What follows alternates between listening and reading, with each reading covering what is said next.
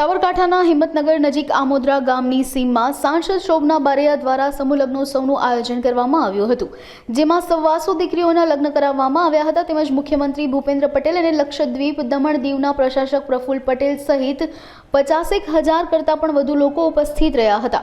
આ વિશાળ કાર્યક્રમ સ્થળે એકઠી થયેલ જનમેદનીને લઈ ફેલાયેલ કચરાને દૂર કરવા માટે સાંસદ શોભના બારૈયા અને તેમના પરિવાર દ્વારા અભિયાન ચલાવાયું હતું। લગ્ન પૂર્ણ થયાના બીજા દિવસની સવારે જ પરિવાર સાથે સાંસદ શોભના બારૈયા સ્થળ પર હાથમાં ઝાડુ લઈને પહોંચ્યા હતા।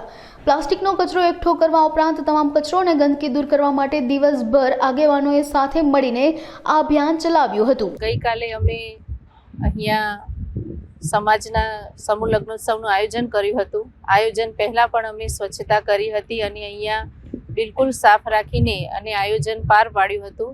અને જ્યારે લગ્નોત્સવ પૂરા થઈ ગયા છે ત્યારે જે ટીમે કામ કર્યું હતું અને જે દિલથી કામ કર્યું એના લીધે લગ્નોત્સવ સંપૂર્ણ રીતે સફળ રીતે પૂર્ણ થયો હતો।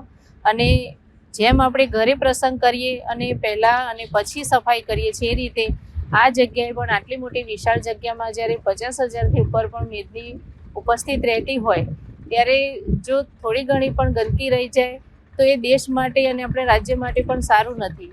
એ અભિગમથી અમે અમારી જે ટીમ હતી જે સમૂહ લગ્નોત્સવમાં જોડાઈ હતી તે ટીમ અને મારા પરિવાર સાથે અમે આ સ્વચ્છતામાં જોડાયા છીએ અને આ જગ્યા ઉપર આ જગ્યા પ્લાસ્ટિક મુક્ત થાય એ હેતુથી અમે સ્વચ્છતાનો આગ્રહ રાખીએ છીએ। અને આ બધા કાર્યક્રમોમાં અમે તો કહીએ છીએ કે જે પણ કોઈ કાર્યક્રમ થાય કે પાછળથી છોડી ન દેતા અને એનું સ્વચ્છતાનું ધ્યાન રાખવું જોઈએ। અમે સ્વચ્છતા અભિયાન આજે હાથ ધર્યો છે અને એમાં સૌ જોડાયા છે। જે ટીમ અમારી કામ કરતી હતી સમગ્ર ટીમે પણ આ સ્વચ્છતામાં ભાગ લઈ અને એક સારો સંદેશો આપ્યો છે।